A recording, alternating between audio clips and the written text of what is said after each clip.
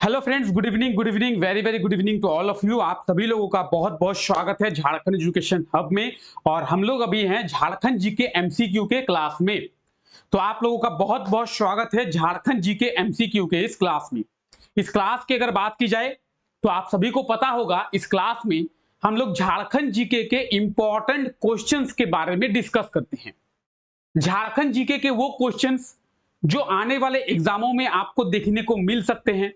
Jharkhand GK के वो questions जो आने वाले एग्जामों में पूछा जा सकता है, या फिर बात करें जेएसएससी की या जेपीएससी की, तो उनके द्वारा ऐसे कौन से क्वेश्चंस हैं जो बार बार रिपीट किया गया है, यानी रिपीटेड क्वेश्चंस की बात करेंगे, एक्सपेक्टेड क्वेश्चंस की बात करेंगे, प्रीवियस ईयर पेपर की बात करेंगे। यानी ओवरऑल हम लोग इस क्लास के थ्रू झारखंड जीके के सभी expected questions, previous year paper और रिपीटेड क्वेश्चंस के बारे में डिस्कस करने वाले हैं और प्रॉपर सभी क्वेश्चंस के बारे में डिटेल में समझने का प्रयास हम लोग करेंगे। तो आइए क्लास को शुरू करते हैं और देखते हैं झारखंड जीके के इंपॉर्टेंट क्वेश्चंस के बारे में जो आने वाले जो भी एग्जाम होंगे, चाहे वो जेएसएससी का एग्जाम हो, चाहे वो जेपीएससी का एग्जाम हो, चाहे झारखंड पुलिस का एग्जाम हो, तो उन सभी एग्जामों में कौन कौन से ऐसे क्वेश्चंस हैं जो आपको देखने को मिल सकते हैं या फिर आपसे पूछा जा सकता है। ठीक है, तो आइए क्लास को शुरू करते हैं। देखिए, आज का हमारा पहला क्वेश्चन क्या है वो तो हम लोग देखेंगे ही है, लेकिन इस क्लास को करते कैसे हैं सबसे पहले इसके बारे में जानेंगे। बहुत से ऐसे लोग हैं जो इस क्लास पे नए हैं या फिर इस क्लास को पहली बार देख रहे हैं, तो इस क्लास को किस तरीके से करते हैं सबसे पहले वो समझते हैं हम लोग।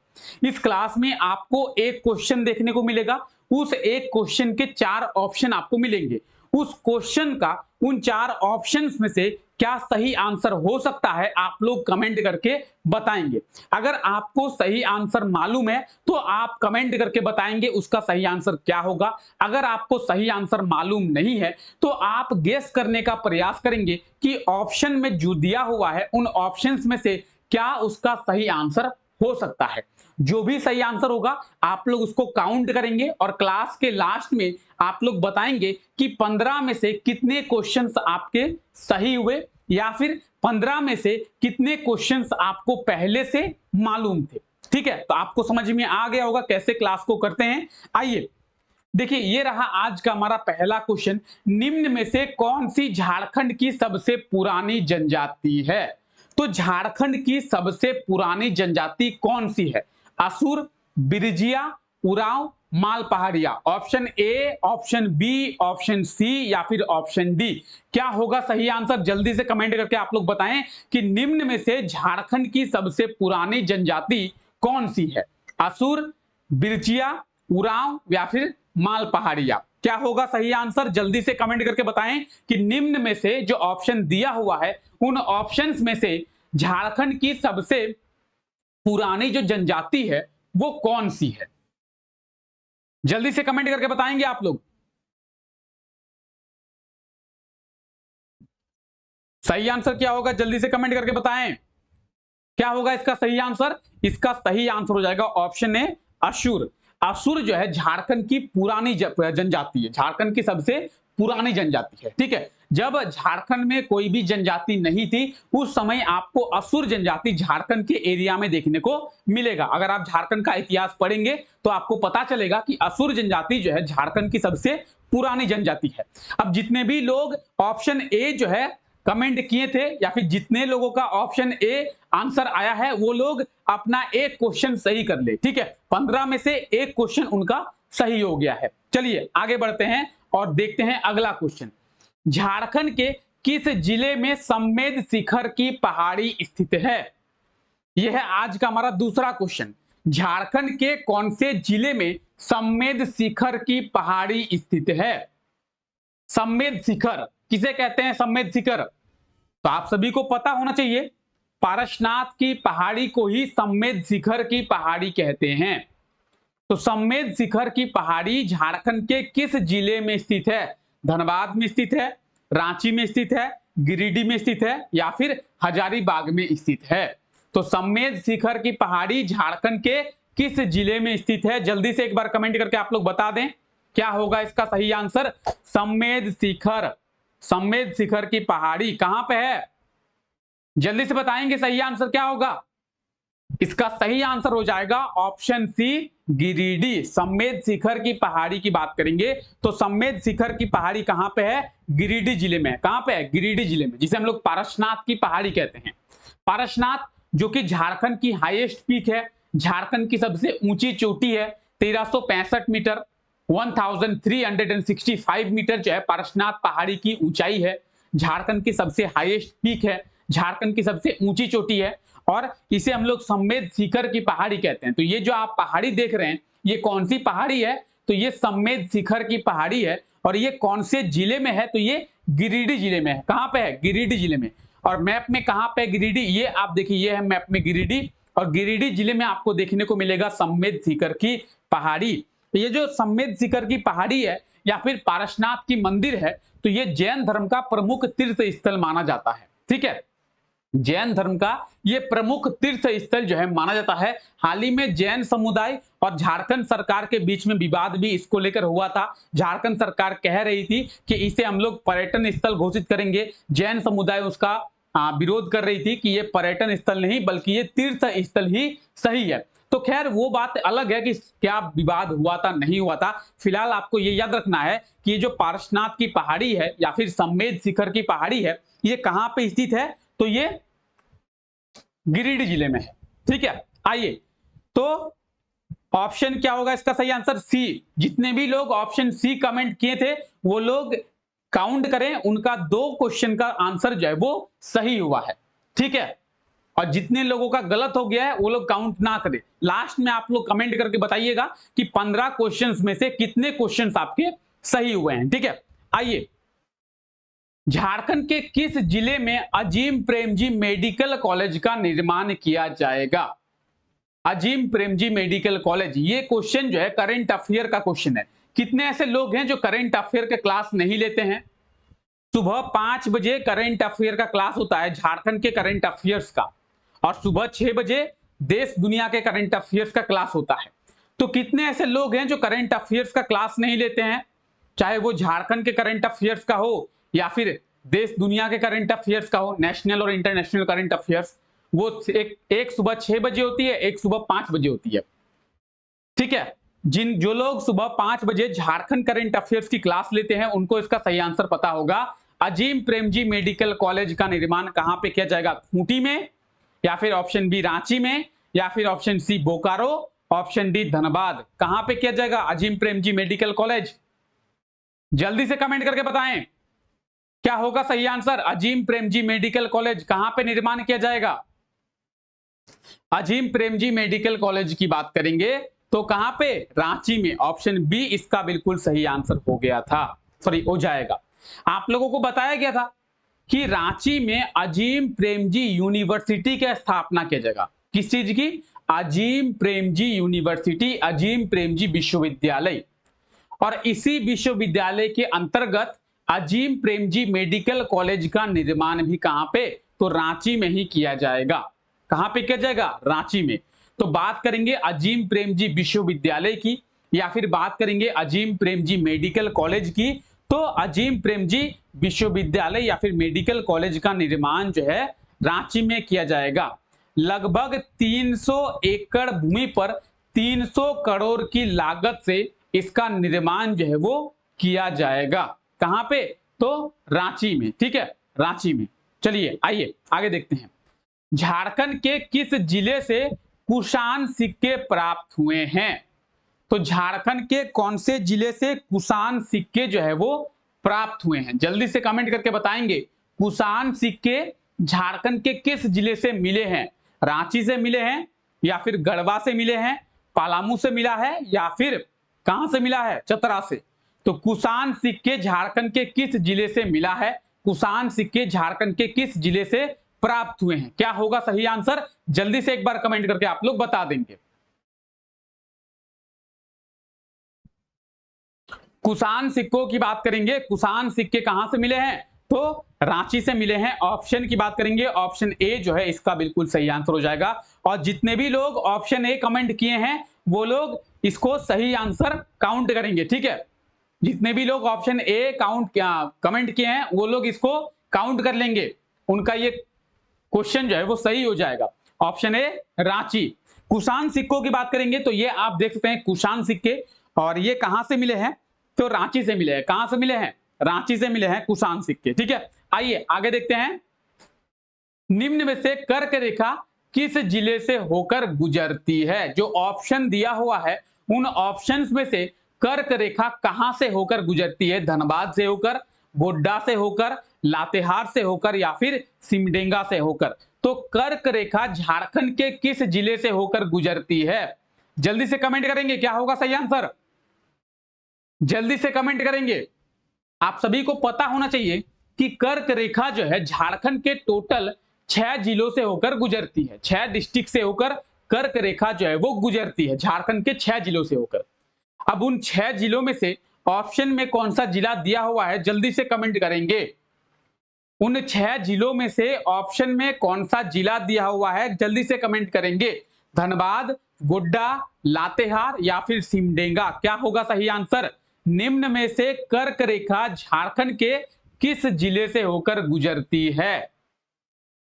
अगर कर्क रेखा की बात करेंगे तो कर्क रेखा झारखंड के कितने जिलों से होकर? 6 जिलों से होकर। कितने जिले से होकर? 6 जिले से होकर। अब ये 6 जिले कौन कौन से हैं? तो आप लोगों को याद रखने के लिए बताया गया था LLG और RRB। RRB यानी रेलवे रिक्रूटमेंट बोर्ड, और LLB होता है, ठीक है, उसको हम लोग LLG मानेंगे। तो LLG RRB इन जिलों से होकर कर्क रेखा गुजरती है। अब ये क्या है LLG RRB? L का मतलब है लोहरदग्गा, L का मतलब है लातेहार, G का मतलब है गुमला, R का मतलब है रांची रामगढ़, और B का मतलब है बोकारो। तो LL का मतलब है लोहरदग्गा लातेहार, G का मतलब है गुमला, RR का मतलब है रांची रामगढ़, B का मतलब है बोकारो। अब आपको ऑप्शन में क्या दिया हुआ है? तो ऑप्शन में दिया हुआ है Latehar, option C L Latehar दिया हुआ है। तो ऑप्शन सी इसका बिल्कुल सही आंसर हो जाएगा। लातेहार जिले से होकर कर्क रेखा जो है वो गुजरती है। कहां से होकर? अब देखिए कर्क रेखा किस तरीके से गुजरती है।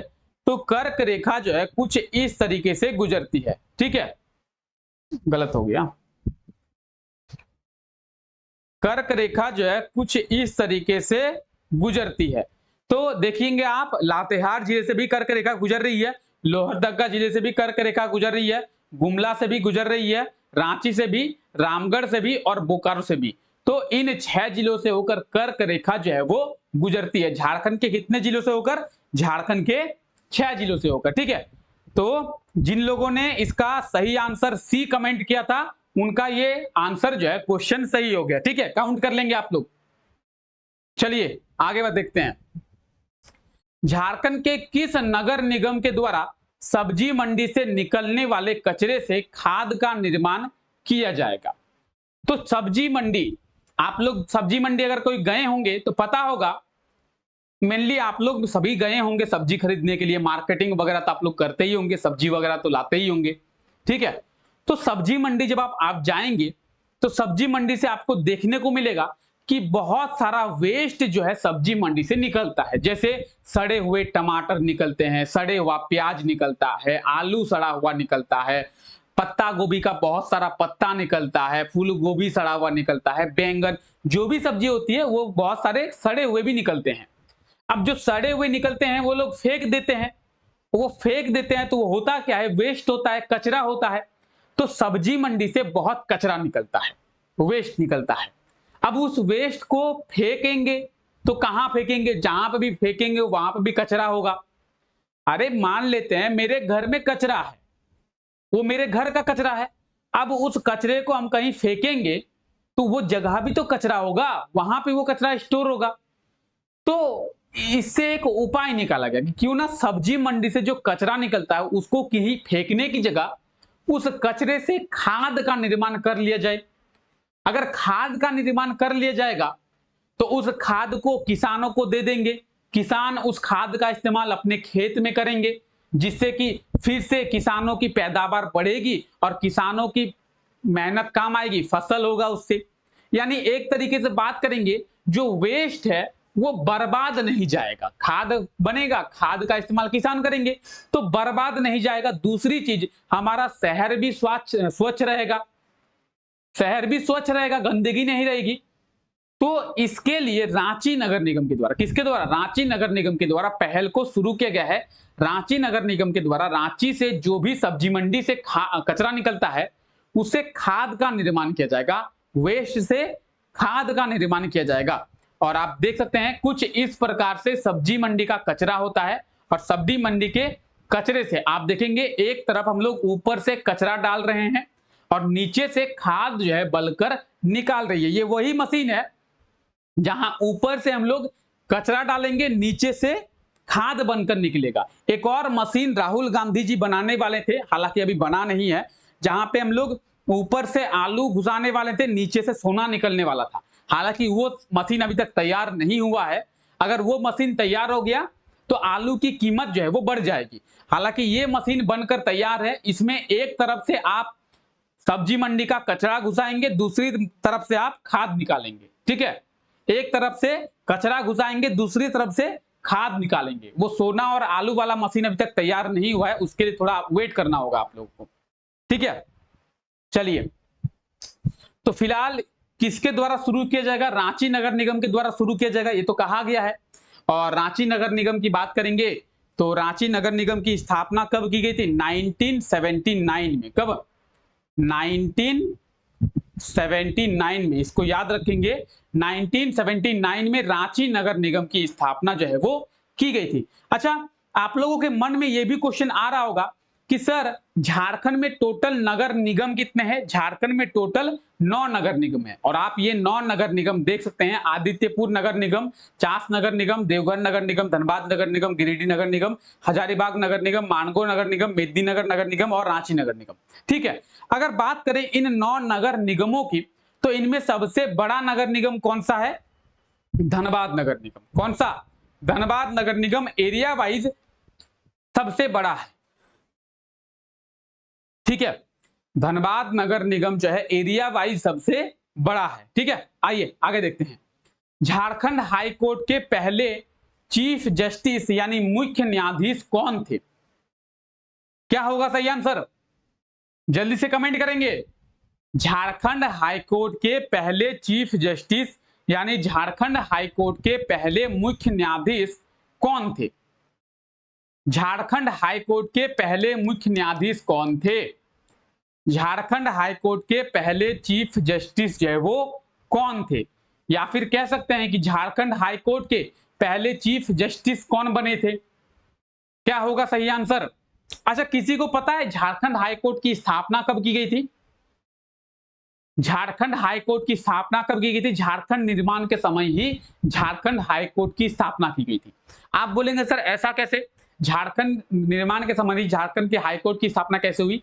एक्चुअली जिसे आज आप झारखंड हाई कोर्ट के नाम से जानते हैं वो पहले झारखंड हाई कोर्ट नहीं था, बल्कि जो बिहार हाई कोर्ट था, बिहार हाई कोर्ट का एक बेंच जो है झारखंड के रांची में स्थापित किया गया था। क्यों, ताकि इस वाले क्षेत्र के जो लोग हैं, इस वाले एरिया के जो लोग हैं, उनको बिहार हाई कोर्ट जाना ना पड़े। ठीक है, तो बिहार हाई कोर्ट का एक बेंच झारखंड में स्थापित किया गया था। बाद में जब झारखंड की स्थापना हुई, झारखंड एक अलग राज्य बना, तो उसी बेंच को झारखंड हाई कोर्ट बना दिया गया। तो झारखंड हाई कोर्ट की स्थापना वर्ष 2000 में हुई थी। ठीक है, 15 नवंबर 2000 में ही झारखंड हाई कोर्ट की स्थापना मानेंगे।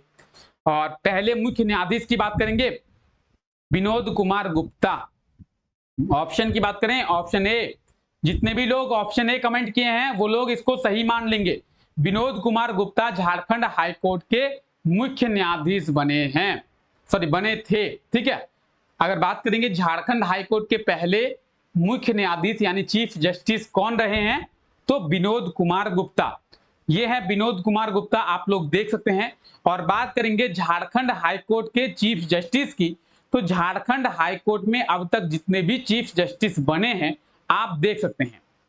ठीक है, झारखंड हाई कोर्ट में अब तक जितने भी चीफ जस्टिस बने हैं आप लोग देख सकते हैं। सबसे पहले देखेंगे विनोद कुमार गुप्ता जो है झारखंड हाई कोर्ट के चीफ जस्टिस बनते हैं। ठीक है, चलिए आगे देखते हैं। अभी कौन है झारखंड हाईकोर्ट के चीफ जस्टिस? अभी कौन है? तो जस्टिस संजय कुमार मिश्रा। ठीक है, चलिए आईएसएम की स्थापना किसके द्वारा किया गया था? आईएसएम जो कि आज हम लोग आईआईटी आईएसएम के नाम से जानते हैं, आईएसएम जिसे आज हम लोग आईआईटी आईएसएम के नाम से जानते हैं, तो आईएसएम की स्थापना किसके द्वारा किया गया था? क्या होगा सही आंसर? आईएसएम की स्थापना किसके द्वारा किया गया था? आईआईटी आईएसएम कहां पे है? 2000 कहां पे है? कहां पे है? धनबाद में। ठीक है, चलिए धनबाद में है। और स्थापना कब की गई थी? 1926 में। ठीक है, और इसे आईआईटी का दर्जा कब दिया गया था? आईआईटी का दर्जा आईएसएम को कब दिया गया था? पहले तो ये आईआईटी का दर्जा इसे नहीं मिला था, 2016 में। चलिए तो बात कर रहे हैं आईआईटी आईएसएम की स्थापना की। आईआईटी आईएसएम की स्थापना नहीं हुई थी, बल्कि स्थापना हुई थी आईएसएम की। किसकी स्थापना हुई थी? आईएसएम की, इंडियन स्कूल ऑफ माइंस की। 2016 में इसे आईआईटी का दर्जा दिया गया और आईएसएम की स्थापना हुई थी 9 दिसंबर 1926 में।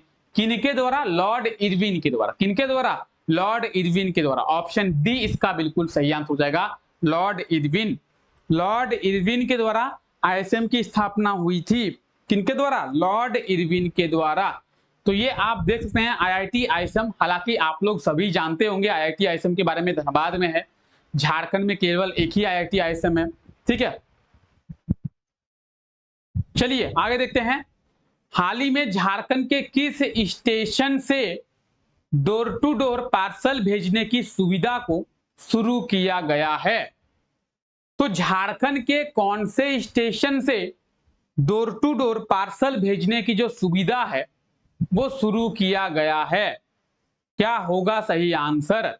झारखंड के किस स्टेशन से डोर टू डोर पार्सल भेजने की जो सुविधा है वो शुरू किया गया है?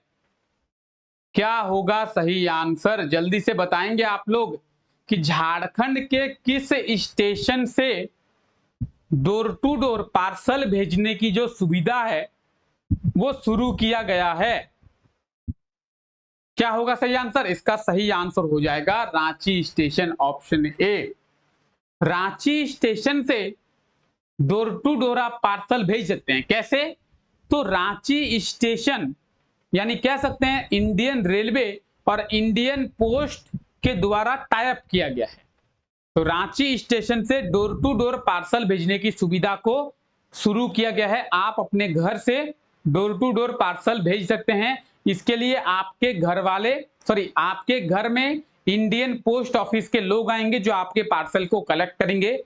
रांची स्टेशन से या फिर इंडियन रेलवे के माध्यम से ट्रेन के जरिए आपके जो पार्सल है उसको डेस्टिनेशन तक पहुंचा जाएगा और उसकी डिलीवरी फिर से इंडियन पोस्ट के जो कर्मचारी हैं उनके द्वारा किया जाएगा। तो रांची स्टेशन से डोर टू डोर पार्सल भेजने की सुविधा को शुरू किया गया है। ठीक है, बोकारो स्टील प्लांट की स्थापना कब किया गया था? कौन से वर्ष किया गया था बोकारो स्टील प्लांट? कमेंट करके बताएंगे। बोकारो स्टील प्लांट जिसे हम लोग सेल के नाम से भी जानते हैं, steel authority of India limited. तो बोकारो स्टील प्लांट की बात करेंगे। बोकारो स्टील प्लांट की स्थापना कब किया गया था? किस वर्ष किया गया था? कमेंट करेंगे जल्दी जल्दी। Bokaro steel plant 1964। कौन से 5 ईयर प्लान में? थर्ड 5 ईयर प्लान में, तीसरी पंचवर्षीय योजना। याद रखेंगे बोकारो स्टील प्लांट। तो ये आप देखेंगे बोकारो स्टील प्लांट और इसकी स्थापना कब की गई थी? 1964 में। कौन से 5 ईयर प्लान में?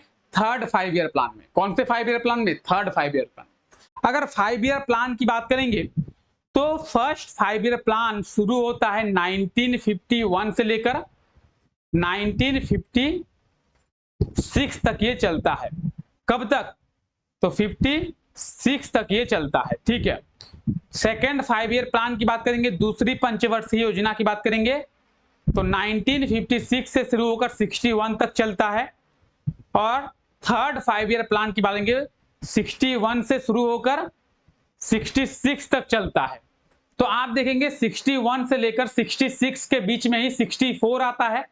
तो थर्ड 5 ईयर प्लान में बोकारो स्टील प्लांट की स्थापना जो है वो किया गया था। ठीक है, आइए बाकी आप यहाँ पे डिटेल्स देख सकते हैं बोकारो स्टील प्लांट के बारे में, और आप यहाँ पे देखेंगे 1964 में बोकारो स्टील प्लांट की स्थापना की गई थी। ठीक है, आइए झारखंड के किस शहर में पंडित रघुनाथ मुर्मू जनजातीय विश्वविद्यालय को खोला जाएगा, या फिर कह सकते हैं कि झारखंड के कौन से शहर में पंडित रघुनाथ मुर्मू यूनिवर्सिटी, पंडित रघुनाथ मुर्मू विश्वविद्यालय का निर्माण किया जाएगा। कह सकते हैं हम लोग, क्या होगा सही आंसर? पंडित रघुनाथ मुर्मू विश्वविद्यालय का निर्माण किस शहर में किया जाएगा? रांची में, धनबाद में, जमशेदपुर में, या फिर मेदिनीनगर में? तो कहां पे किया जाएगा? पंडित रघुनाथ मुर्मू विश्वविद्यालय। क्या होगा सही आंसर? जल्दी से कमेंट करके बताएंगे। ऑप्शन ए, बी, सी या डी, क्या होगा सही आंसर? तो पंडित रघुनाथ मुर्मू विश्वविद्यालय जमशेदपुर में। कहां पे? जमशेदपुर में। ऑप्शन सी इसका बिल्कुल सही आंसर हो जाएगा। ये आप देख सकते हैं, यह है पंडित रघुनाथ मुर्मू, और बात करेंगे पंडित रघुनाथ मुर्मू विश्वविद्यालय की, जमशेदपुर में खोला जाएगा। अच्छा, किन्हीं को पता है कौन थे पंडित रघुनाथ मुर्मू? किन्हीं को पता है कौन थे पंडित रघुनाथ मुर्मू? पंडित रघुनाथ मुर्मू की अगर बात करें तो आप संथाल जनजाति के बारे में जानते होंगे। आप में से बहुत कोई संथाल जनजाति से बिलोंग करते हैं। आप में से बहुत कोई होंगे जो संथाल जनजाति से बिलोंग करते होंगे। तो संथाल जनजातियों की अपनी एक भाषा है जो कि है संथाली भाषा, और संथाली भाषा की स्क्रिप्ट की बात करेंगे, संथाली भाषा की लिपि की बात करेंगे तो ओल चिकी लिपि है। झारखंड में सबसे ज्यादा जनसंख्या संथाल जनजाति की है, या फिर एक तरीके से ये भी कह सकते हैं कि झारखंड की सबसे बड़ी जनजाति है संथाल जनजाति। ठीक है, झारखंड की सबसे बड़ी जनजाति कौन सी है? संथाल जनजाति।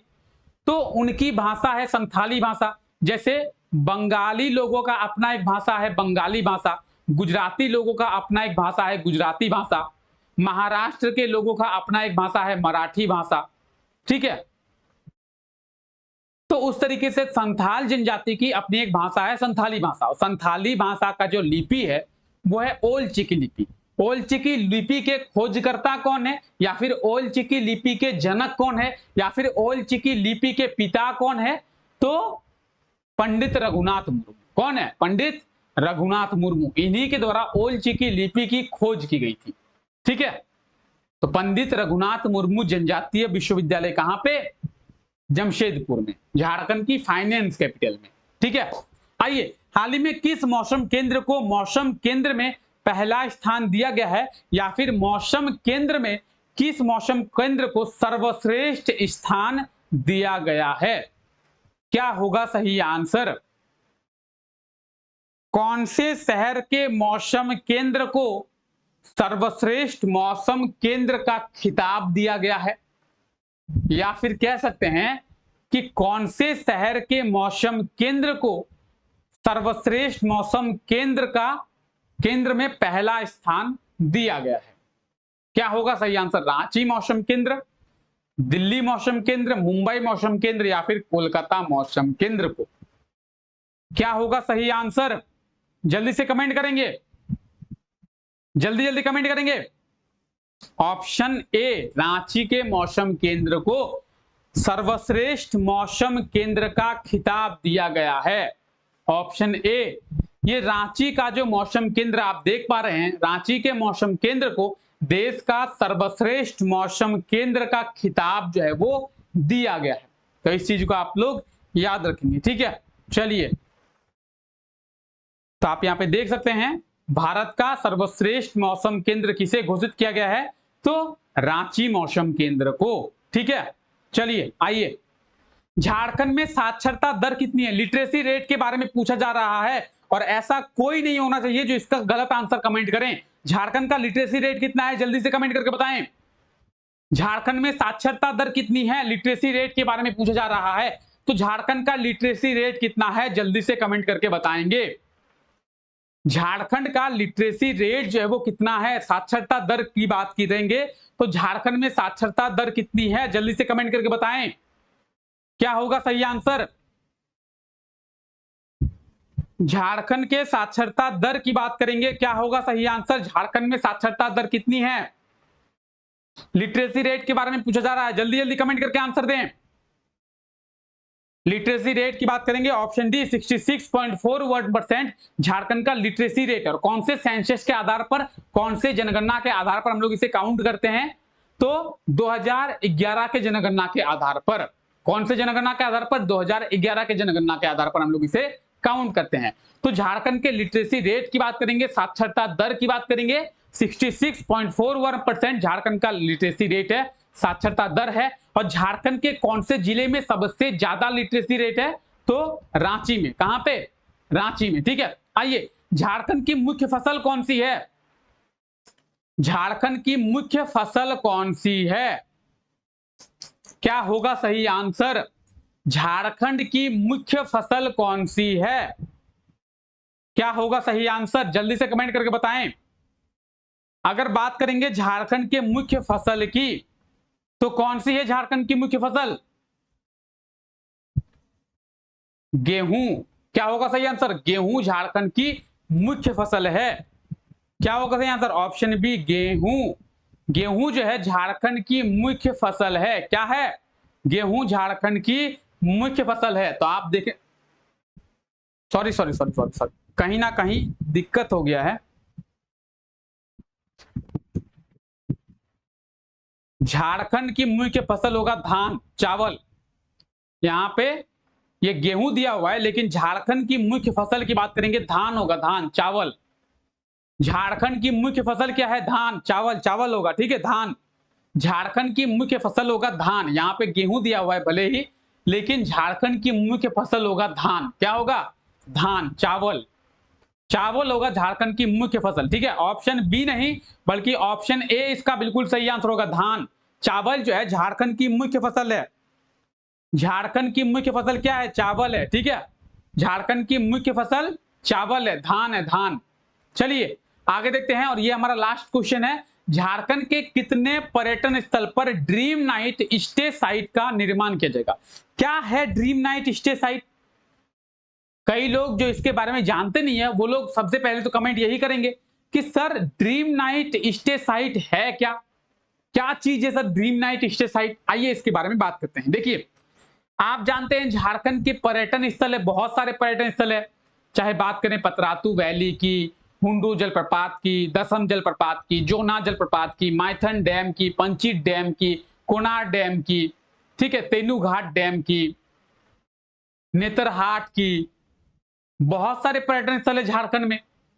तो जो भी पर्यटक यहाँ पे आएंगे घूमने के लिए, वो रहेंगे कहां पे, वो लोग खाएंगे पिएंगे कहां पे, तो उनके रहने के लिए, उनके खाने पीने की व्यवस्था के लिए रेस्टोरेंट, होटल, लॉज, इन सब का निर्माण किया जाए, ताकि जो भी पर्यटक आएंगे, जो भी टूरिज्म आएंगे, टूरिस्ट आएंगे, उन टूरिस्ट के रहने की, खाने पीने की उचित व्यवस्था की जाए। उसी के लिए एक प्रोजेक्ट है जिसका नाम है ड्रीम नाइट स्टे साइट। इसके तहत रेस्टोरेंट का, होटल का, लॉज का, ठीक है, इन सब चीजों का निर्माण किया जाएगा। कहां पे, पर्यटन स्थलों में। कितने पर्यटन स्थल में, तो 2 पर्यटन स्थल में। अब ये 2 पर्यटन स्थल कौन कौन से हैं, इसके बारे में भी आपको पता होना चाहिए। ऑप्शन ए इसका बिल्कुल सही आंसर हो जाएगा। जो भी लोग करंट अफेयर का क्लास लेते हैं उनको पता होगा। तो झारखंड के 2 पर्यटन स्थल में, नेतरहाट में और बेतला नेशनल पार्क में, दोनों ही लातेहार जिले में है। नेतरहाट की बात करें या फिर बात करें लातेहार जिले की, तो दोनों ही, बेतला नेशनल पार्क की बात करें या फिर नेतरहाट की बात करें, दोनों ही लातेहार जिले में है। और यहाँ पे ड्रीम नाइट स्टे साइट के तहत होटल्स का, लॉज का, रेस्टोरेंट का निर्माण किया जाएगा। तो ये आप देख सकते हैं झारखंड का एक पर्यटन स्थल, बहुत खूबसूरत पर्यटन स्थल नेतरहाट, जिसे झारखंड की रानी कहते हैं। और ये आप देख रहे हैं बेतला नेशनल पार्क, झारखंड में एक ही नेशनल पार्क है जो कि है बेतला नेशनल पार्क, और दोनों ही लातेहार जिले में है। और यहाँ पे ड्रीम नाइट स्टे साइट का निर्माण किया जाएगा। ठीक है, तो कमेंट करके जल्दी से बताएं कितने लोगों के आंसर सही हुए, कितने क्वेश्चन सही हुए आप लोगों के। 15 में से कितने क्वेश्चंस के आंसर आप लोगों के सही हुए, जल्दी जल्दी कमेंट करें। अभी हम लोग 15 क्वेश्चंस के बारे में डिस्कस किए, 15 क्वेश्चंस के बारे में बात किए, तो 15 में से कितने क्वेश्चंस के आंसर आपके सही हुए, या फिर कह सकते हैं कि 15 में से कितने ऐसे क्वेश्चंस हैं जिनका आंसर आपको पहले से मालूम था। 15 में से कितने ऐसे क्वेश्चंस हैं जिनका आंसर आपको मालूम था, और 15 में से कितने क्वेश्चंस के आंसर आपके सही हुए, जल्दी से कमेंट करके बताएंगे, जल्दी जल्दी कमेंट करके बताएंगे 15 में से कितने क्वेश्चंस के आंसर आप लोगों के सही हुए हैं। चलिए, कैसा लगा क्लास आप लोगों को, कैसा लगा आप लोगों को क्लास, अच्छा लगा।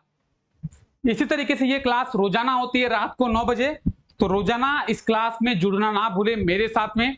और रोजाना यहाँ पे हम लोग झारखंड जीके के इंपॉर्टेंट क्वेश्चंस के बारे में डिस्कस करते हैं और प्रॉपर सभी क्वेश्चंस के बारे में डिटेल में समझने का प्रयास करते हैं। ठीक है, तो चलिए फिलहाल आज के लिए इस क्लास को यहीं तक रखते हैं। आप सभी लोगों का बहुत बहुत शुक्रिया इस क्लास का हिस्सा बनने के लिए। Take care, bye bye.